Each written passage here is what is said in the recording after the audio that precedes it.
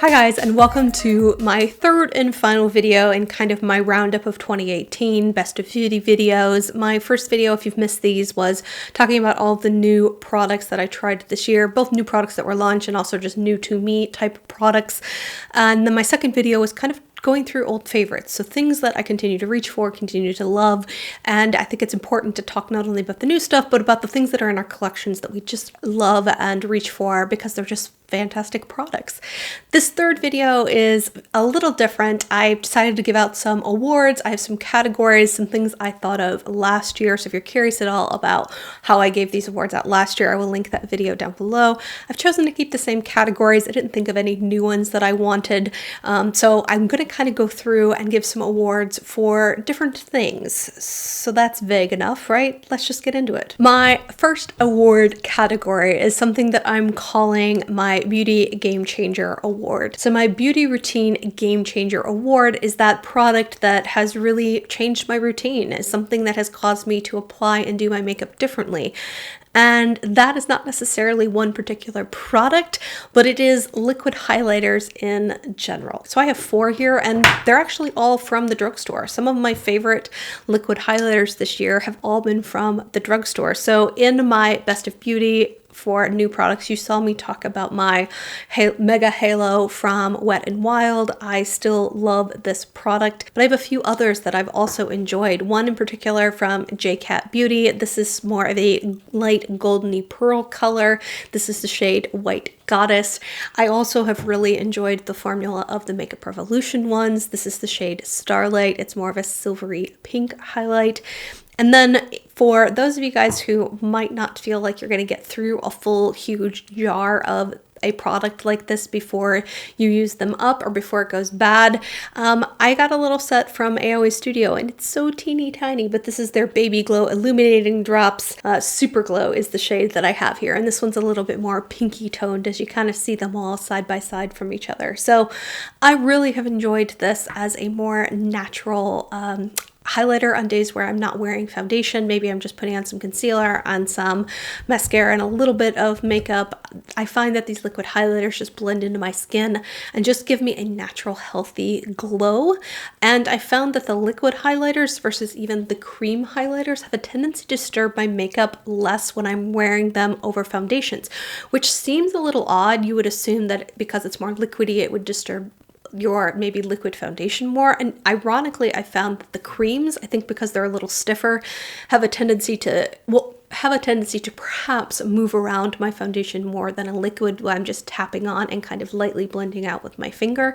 That is my preferred method. I will put a little bit on my face and tap it in, and then maybe use a beauty blender to kind of pounce it in and diffuse it all over my face. I like them on their own for a more natural look. You can build them up to be more intense, but I also like pairing them with powder highlighters. So I'll typically put one of these on before I set my makeup. I will go on and kind of give it a chance to set, maybe do my eyes, and then come back, finish up the rest of my face, put a little bit of powder over the top, and then add even a little bit of powder highlight and a couple of key points just to kind of it gives a very layered look. That's when I'm feeling a little bit extra. But in general, I've found myself reaching for liquid highlighters a lot this year, and it's not something that was part of my routine up until this year.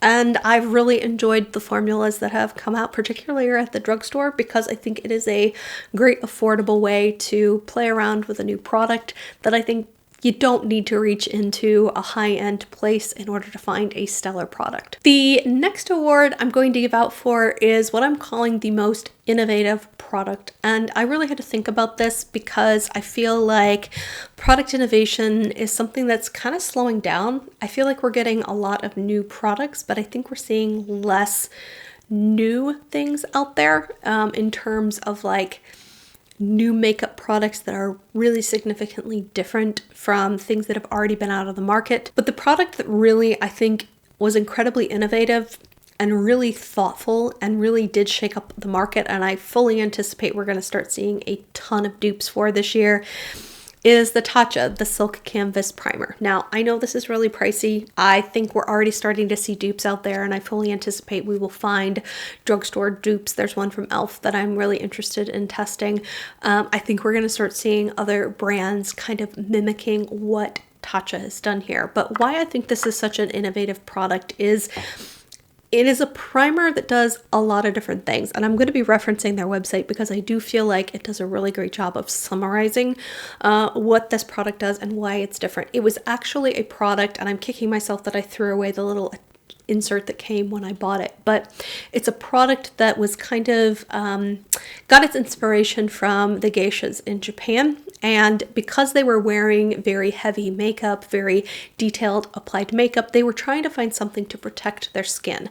So they were using a combination of different silks and rice water in kind of a paste that they were putting on their skin before applying these heavy makeups. And keep in mind, makeup back in the day probably wasn't all that healthy for their skin. And so they were looking for something to provide a bit of a barrier to help smooth and perfect their skin, but also kind of keep makeup from getting into their pores so that they would keep their skin healthier. That was kind of the inspiration for this, was can we provide a base that is going to kind of provide a layer that's going to help makeup go on smoother, but is also going to provide a protective layer between your skin and the environment and anything else you're putting on top of it. And so that was kind of the inspiration for this, that I kind of think I love the historical aspect of it, and I love that they kind of modernized it.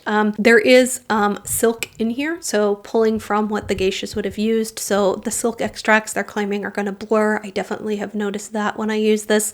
It primes to help makeup glide on more evenly. I 100% agree with that. Makeup just applies better, I feel like, when I have this on underneath. I don't know as if I'm necessarily going to be able to tell you 100% it protected me from all the environmental stressors, but what I would say is a lot of times the pore filling / smoothing primers have broken me out, because what they've done is they've actually clogged my pores. This one has given me a really smooth canvas and has done some pore filling, but has never broken me out, which is something I really love, because I think my skin is sensitive to things that clog pores. It also says it has pink and gold pearl to help even out the skin tone for a healthy look. I would 100% agree with that as well.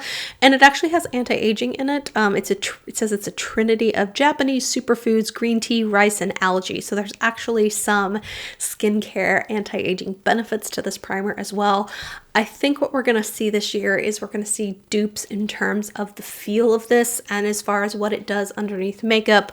My gut tells me they may not go so far in terms of pulling in things like silk or pulling in the anti-aging ingredients, but my gut tells me you will probably be able to find dupes for this product here very shortly, considering its success. It really is unique. I've not seen anything else like it on the market. It's unlike any product I've tried, and it's worked incredibly well, both for the application and the longevity of my makeup. I wish it wasn't so bloody expensive. I was pleased to see that they had a sort of medium-sized version of this at Sephora that you could try before going hog wild. If you wanted to try this, there's a much smaller, much more affordable version out there. I'm going to try and see if I can find a dupe. Like I said, I'm going to try that e.l.f. one that's coming out, but I thoroughly love this product, and I think it definitely deserves to win Innovative Product of the Year. Next, we come to an award that's maybe silly titled, but it's the I Didn't Know I Needed That Award. The I Didn't Know I Needed That Award is for a product, and in this case, it's also a style of products that I didn't know I needed, and I thoroughly love and enjoy, and whilst I maybe don't reach for them every single day, they really are unique and something that I have found a great deal of excitement and joy for using this year. So what I consider to be the I didn't know I needed that winner are glitter eye toppers. So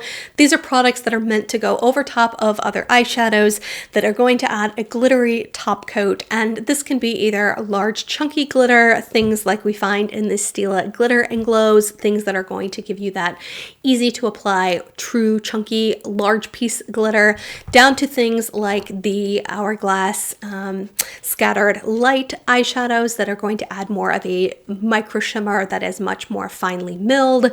I would have mentioned the Natasha Denona Chroma Crystal top coats because that is a similar style product. Unfortunately, I'm going to tell you to steer away from these because I do think they dry out. I have some other examples of these products that unfortunately are not cruelty free in my collection, so we're not going to dive in on those.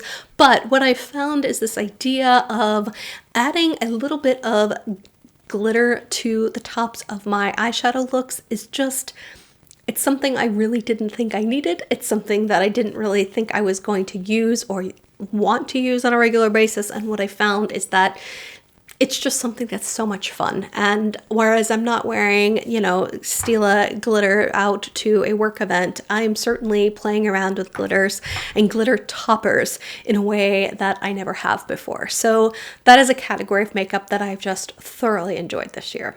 So next up is the award for best packaging. So last year I gave it to the Glow Recipes Watermelon Sleeping Mask. It's this beautiful glass jar. It's absolutely beautiful.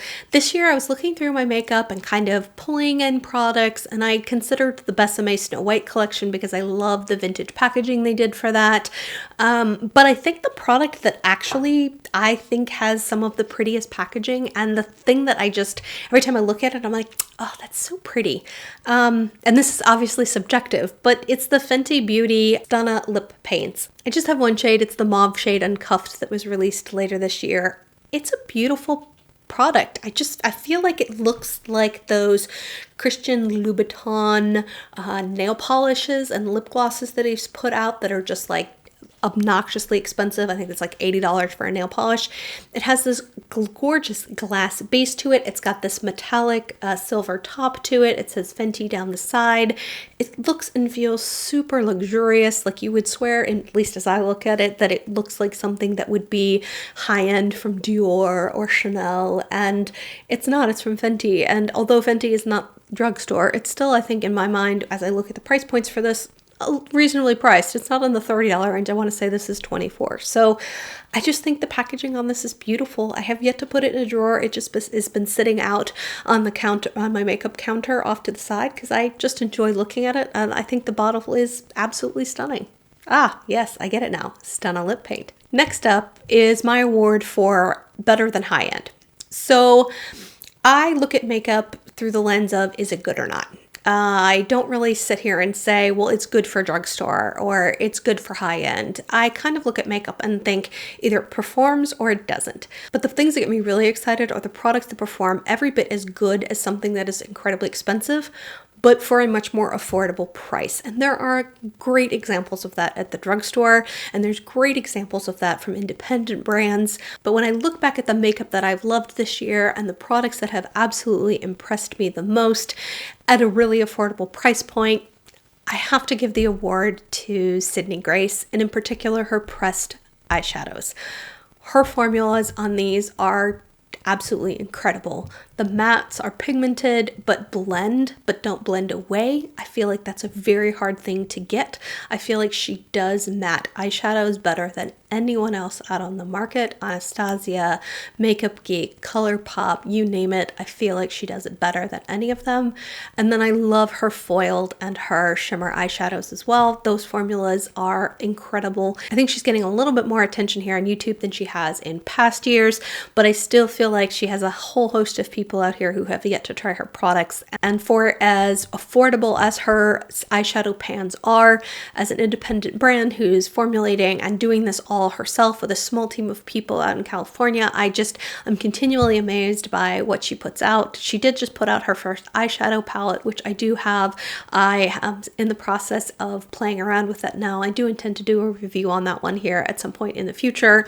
But so far, every look I've done rather with that one has just reaffirmed that the formula and the quality is there, the way that all of her single pans are. If you've been curious about her shadows, definitely check out my Sydney Grace sort of overview. I swatch every shade that I have, and I have quite a few, so you can really start to see undertones. And I was very careful to try and get the white balancing and colors super accurate in that video, so you could really get a sense for how certain shades might be similar or differ from one another. But I love this brand, and I'm just always impressed by the color selection that she puts out. So the next award is for most shocking product. So I wanted to have a slightly tongue-in-cheek award to kind of capture the moment, or rather the product that I tried this year that just absolutely shocked me. It might be just that the quality blows me away, and that could be my filter that was kind of mine from last year, or it could just be for something that I was not expecting to love and that just totally blew me away. And that's where we're sitting this year. So my award winner for the most shocking product that I tried this year goes to the AOA Studio. It is their Perfect BB Cream. I am in the shade Fair. I cannot get over how good this $1 BB cream is. It's got medium coverage. It blended onto my skin incredibly easily. It looked very natural and skin-like. And I think the thing that blew me away the most was how long it lasted on my skin and how great it looked on my skin at the end of like a 12-14 hour day. When I do testing for foundations, I like to wear them for 10 to 14 hours because for me, that is reality. So if I am wearing these on days when I'm traveling for work, I'm going to get up probably at 6 o'clock in the morning. I'm going to be getting ready and be out the door no later than 7 for the most part, sometimes earlier than that. And then I really need my makeup to last until well after dinner at night. So, we're talking 12, 14 hour days easily. And I'm willing to do touch-ups, and I have a little travel powder that I'll put on, or blotting sheets if I'm getting oily, but I need a foundation that's going to last on me. This one does, and it doesn't settle into any fine lines or wrinkles. It's funny, in the last several years, I've noticed that I have 2 little lines just by this brow here that are starting to have foundation that is kind of sinking into them at the end of the day. And so I have these little lines, and it doesn't take much. I usually just pat it out and we'll powder it, and it will be fine and go away. But what blew me away was at the end of a 12-hour day, I looked in the mirror and I had no foundation settling into those little lines. Everything was still locked into place. It wasn't super matte. It wasn't super greasy. It wasn't super dewy. It was just very natural looking. How is this product $1? I do not understand. So the next award is for the best collab. So obviously in the beauty space, we're seeing tons and tons of brands wanting to work with influencers and YouTubers and Instagrammers to kind of put their name on a product because they know people are going to be interested in it. If their followers rather are going to be interested in the products that they put out because they trust them, right? You start to build rapport and a bit of a relationship. At least it feels like it with the people that you follow on YouTube. That's how I feel. So when I see influencers that I love and respect put out products, I am definitely intrigued. The product that I've chosen this year to win the Best Collab Award is a product that I also think is just really unique as well. And I'm talking about the Anastasia Amrezy highlighter.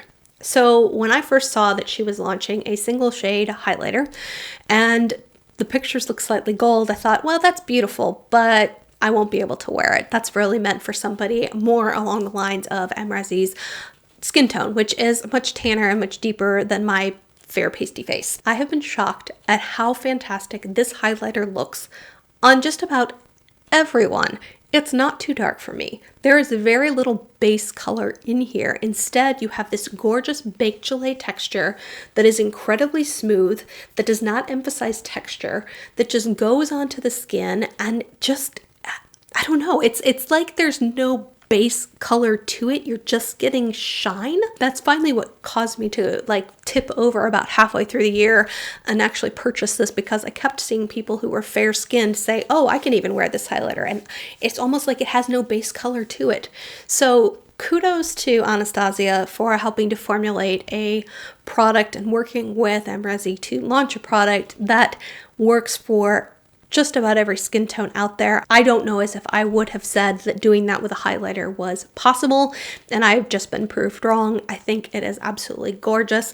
I love that they brought this back again. I honestly would love to see Anastasia take this formula and, do some different undertones, play around, and maybe do one that is more golden and do one that's maybe slightly more pinky toned, because I do think different undertones could be worth it. But in general, I just think this is a phenomenal product and way to collab to build a product that is so inclusive and just so phenomenal. So the next 3 awards are all related to brands. So first 2, I want to talk about a consistency award. So when I think about consistency, I think about a brand who is thoughtful and planful in launching products, who I may not love everything they launch, but when I think about the breadth of their assortment, I really start to say, gosh, they really are consistent. They really put out quality products 9 times out of 10.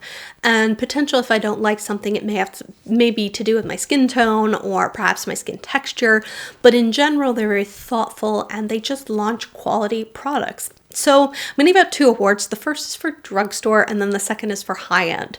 In my sort of consistency award for Drugstore, I have to give the award to Milani. Now, this is the brand I gave the same award to last year. And when I really thought about Drugstore, and I thought about consistency, and I thought about the quality of the products that were launched this year, I really feel like Milani nails it. They have great packaging. They're always look a little more high-end than Drugstore, in my opinion.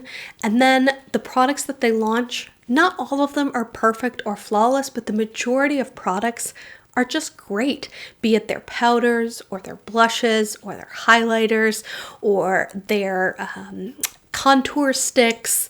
Their foundation is about the only thing that I haven't super loved, because it's just not, I'm not into that full coverage life, but I know it is a favorite for a ton of different people. I think their eyeshadow palettes are phenomenal. Their smaller little rectangular ones that launched a couple years ago are still great. Their newer 9-pan or 12-pan eyeshadow palettes that are launching are phenomenal. Like, they just make very few missteps. Their lip products are also fantastic. So when I stand in the drugstore, when I look online at different brands, I just feel like Milani delivers quality products majority of the time when they launch, and I really appreciate that in a brand. It means when I see them launching something new, I can get excited about it and want to try it because I trust them at this point. So when I think about high-end brand and who I'd like to give that consistency award to from a high-end perspective, same filters. Who's consistent, who's thoughtfully putting out products that are quality, that are thoughtful, that are unique or different or just well executed. This year, I have to give it to Hourglass. I've always enjoyed Hourglass's products, but I just feel like this year in particular, they really upped their ante. They put out amazing highlighters, they put out amazing powder products, they put out amazing glitter toppers, some really interesting concealer type products. They just really have been thoughtful about the products that they've launched, and they're very consistent. I stand in front of brands at Sephora and I'm like, I like that. I hate all of this. I like this. I stand in front of the Hourglass stand at Sephora and I'm like, there's very few products that I don't enjoy from this brand. There's very few products that I try that I don't feel like are worth my money. So in the sense that Hourglass is a more expensive brand, but I try their products and I feel like I feel the quality in their products in a way that I want to feel when I'm buying something that's more expensive. So I just have really enjoyed the brand. I'm excited to see what they do this next year. We're starting to get some sneak peeks of things, and I thoroughly enjoy Hourglass. And then my final award is another brand award. It is the best overall brand this year. So I thought high-end drugstore, who has really impressed me? Now, obviously, we've talked about consistency over here in terms of products that have been launched. I've liked a lot of these products and they've launched things consistently. But when I think about a brand that has just really stood out to me this year, it's going to be Flower Beauty. So Flower's undergone, in my opinion, a massive change this year. They went from being a brand that had kind of stalled out, in my opinion, at Walmart. They were a slightly higher priced product to honestly be in a Walmart. And so as a result, I feel like it kind of languished there. But they had signed an exclusivity contract with Walmart, and I don't know how long that lasted. My gut tells me it was a fairly lengthy exclusivity clause. And that exclusivity clause came up this year. And so as a result, Ulta has now picked up Flower. I've not seen Flower go anywhere besides Ulta at this point, but I would love to see them into more drugstores. And as a result, I feel like there's been a bit of a rebirth, we'll say a blooming at Flower that has just launched out a series of really successful, beautiful products this year. We've seen foundations and concealers that are absolutely amazing. I still wish they had my shades in both of those, but they do not. We have seen blushes and highlighters and eyeshadows and just a plethora of different products that are different from what we're seeing from other drugstore brands. I think are really high quality. The packaging has improved. The lip products are amazing. Flower has really made a concerted effort to kind of shift their brand, grow their brand, and just launch beautiful products this year. And as a result, when I look at the brands that have most impressed me this year, the brands that have most excited me this year, the brands I am happiest to see new releases from, definitely Flower Beauty was at the very tippy top of my list. It was the first brand I thought of, and I definitely feel like they're on the right pathway and they've got the right leadership and right creative team behind them. And I have to imagine, as Drew Barrymore, that she's just got to be thrilled with where the brand is going at this point, you know, to kind of see it languish and have a few hit products, but just not really do much for so many years. It's sitting only inside of Walmart, to now see it sort of thrive, get itself into Ulta, and really just launch a whole new breadth of products.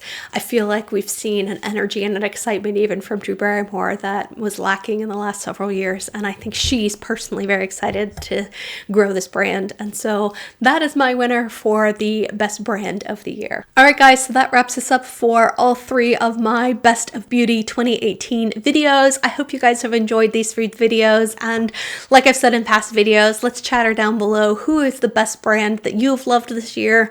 Who gets those consistency awards? What brand was, or what product rather, was the most shocking to you this year?